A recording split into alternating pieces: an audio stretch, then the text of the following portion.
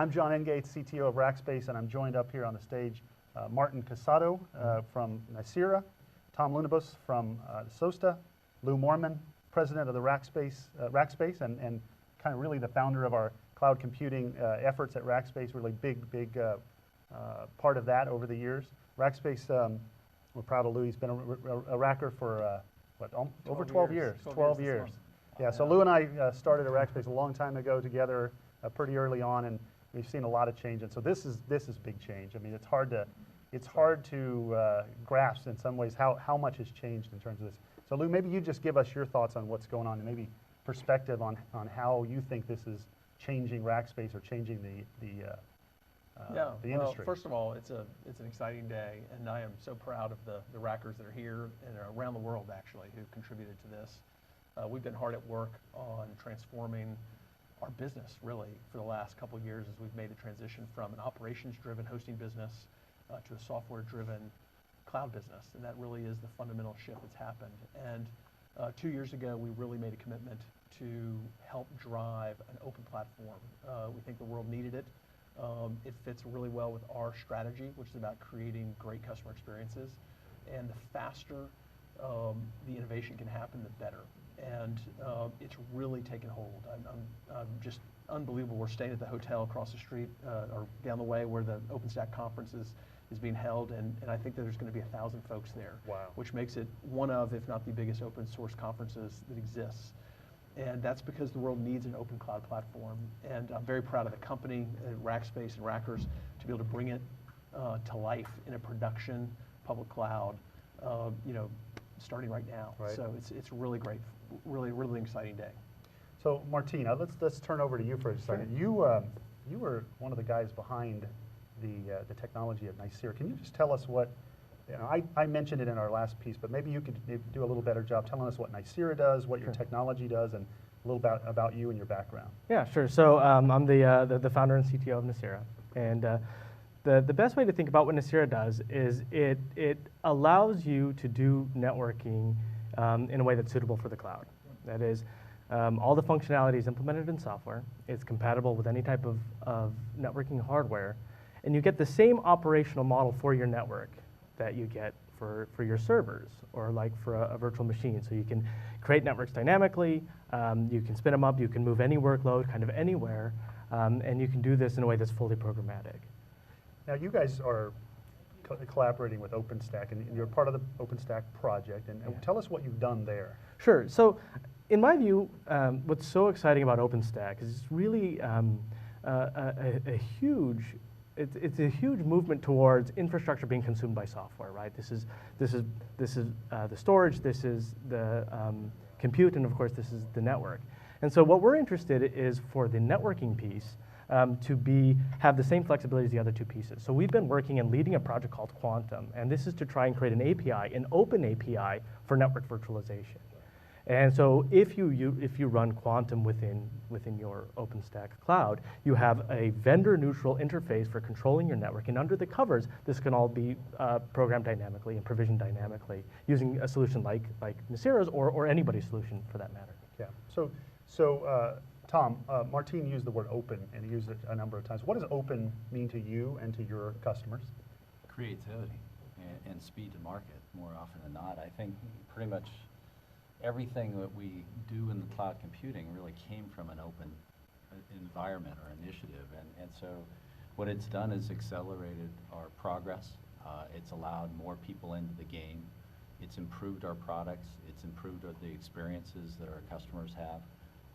It's core to everything we do, whether it's cloud computing these days or mobile computing these days. And so it has advantages that go well beyond a simple term of open.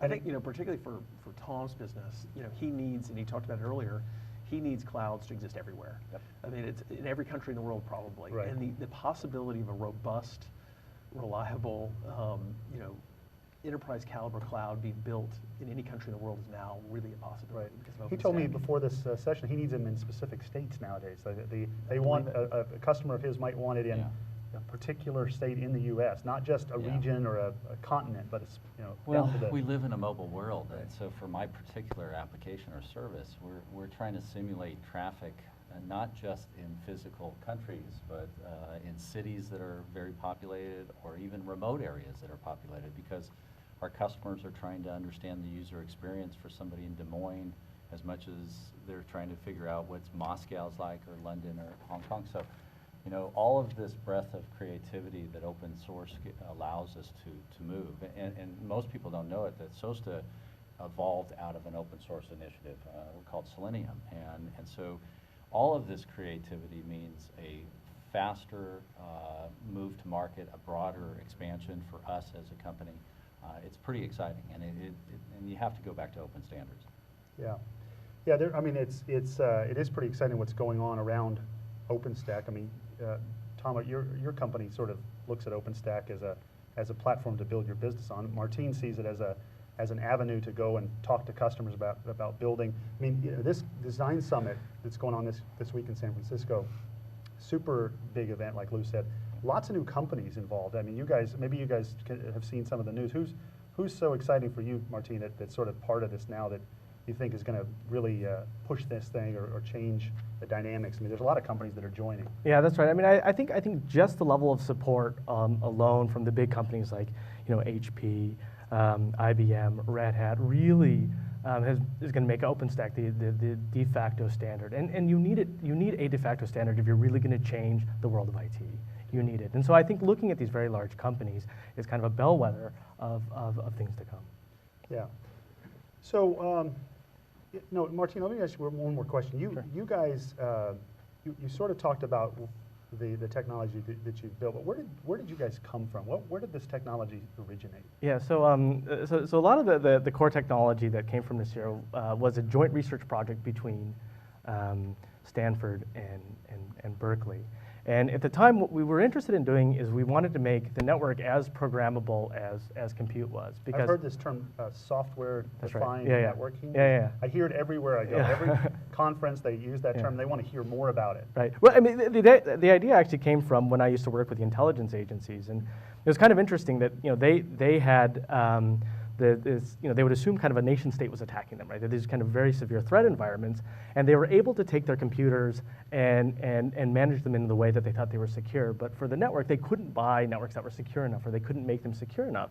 And you have this kind of strange paradox that you're in the infrastructure, and there's a piece of it is something that's totally programmable, and you have another piece that was totally inflexible.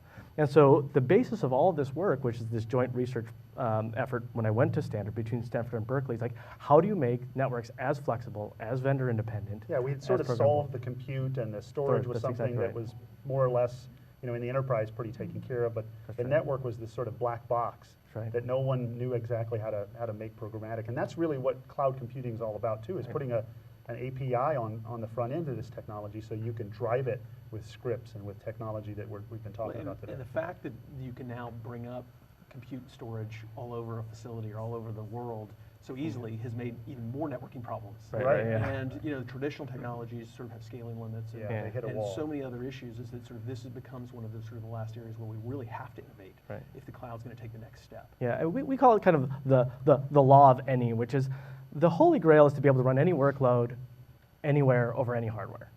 I mean, that's where we want to go. And like something like OpenStack is necessary to provide both the standards and the install bases in order to do that. And one of the big hurdles is the networking piece, which is I want to be able to spin up a workload and move it between data centers, for example, or at the granularity of a state or even a city.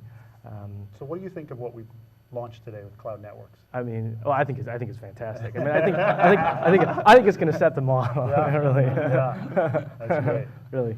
So Tom, back to you for just a second. We talked about a lot of products here. You guys are using cloud servers or compute. And do the other products resonate with you or your customers or your team? Oh, actually, a couple of my guys are here today. They've already tweeted me about the block storage stuff. I think want to try it out.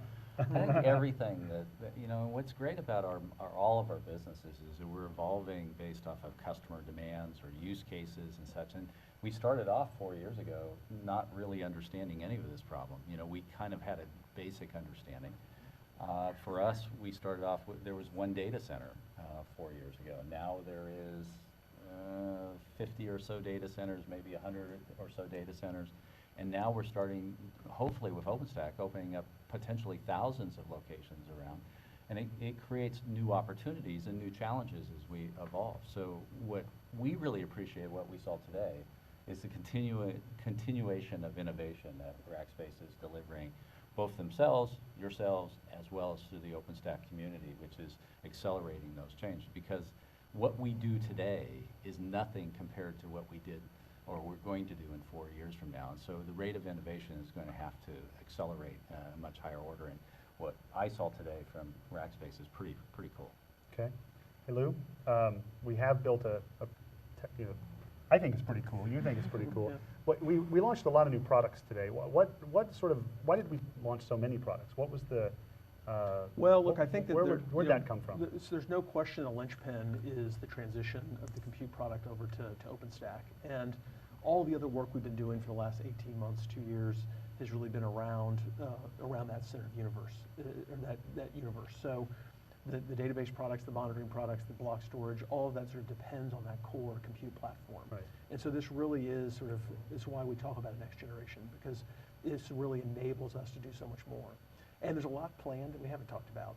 One of the other things I would say is that as a design principle that I'm really proud of is how our teams have really sought to make the cloud experience feel like a traditional experience. Is that you can put databases in the cloud, but you don't have a massive performance hit like you have typically. You can put workloads in there, but you can have VLAN-like capabilities just done the cloud way.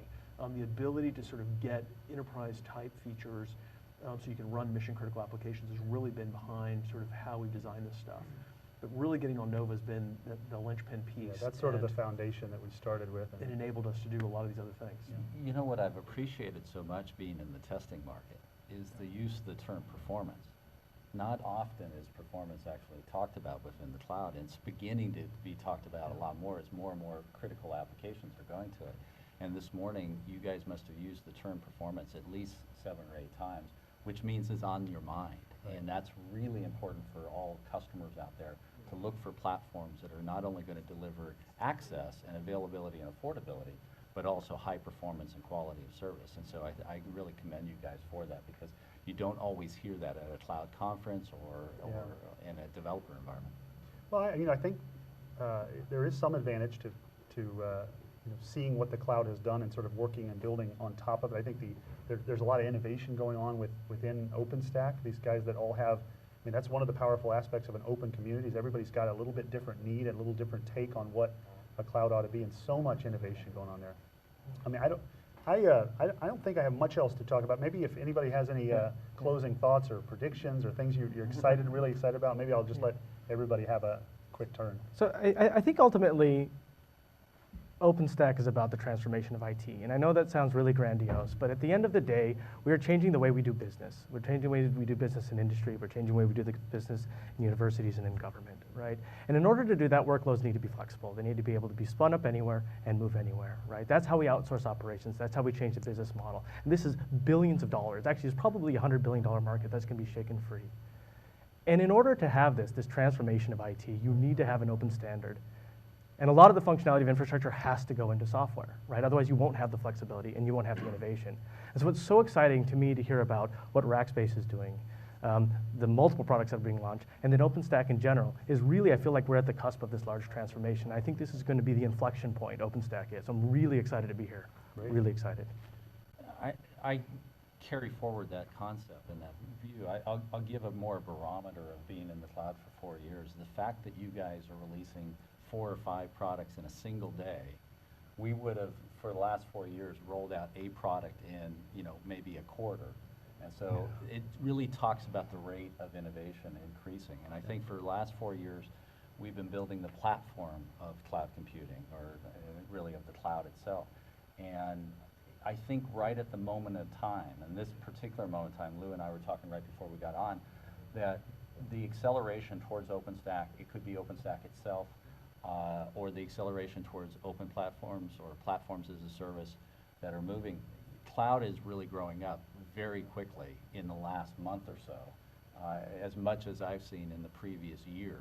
And the rate of acceleration is going to continue to move to, it's almost hard to understand where we're going to go, because for the last, we're really tearing down everything we built for 40 years and building a whole new generation of platform of deployment and such. And so I think the rate of building that 40 years is going to go much quicker in an open environment like we have today. So it's exciting time. It is exciting. Lou, anything? Well, look, I think that these guys have said it very well. I'm glad to hear it. I mean, I do think that it's hard for us that have been in the industry for a while to think that it's early days, but I absolutely think it is early days. And modern computing lives in the data center, and that data center is run by cloud software. And I think that the presence of an open standard is something that is going to be extremely powerful. It's already powerful for us. It's going to be powerful for many others.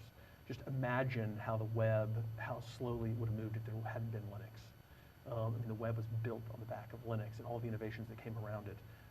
We have a new operating system, and it lives, it runs the cloud. And I think the work that's happening down the street is really exciting, and we're certainly thrilled to be part of it, and we're certainly thrilled to be launching products around it. Great. I think we're going to leave it at that. Thank you guys for joining me. Martine, Tom, Lou, thanks for being on the panel, and thanks for coming to join us today. And thank you in the audience and out there for coming to join us today as well. We're super excited, very happy to have you here, and a lot more to come. Thank you. Thank you.